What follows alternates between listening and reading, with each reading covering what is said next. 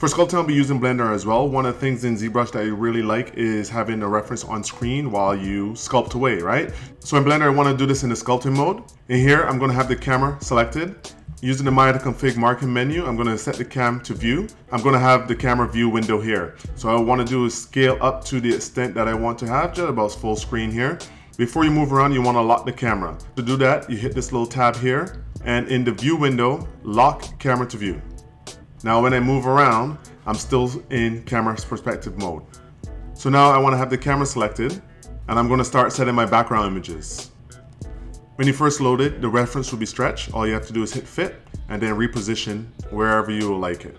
There's a bunch of options in here that you can set. You can flip it, you can rotate it, and you can scale it. And for this opacity, I like my opacity a little higher, so I'll set the opacity here up a little higher. Now you can rotate around and sculpt away while having a reference stay on the screen. If you found this handy, subscribe, hit the like button. There's no time for the fluff. We get down to business. Stay tuned to get more tips just like this.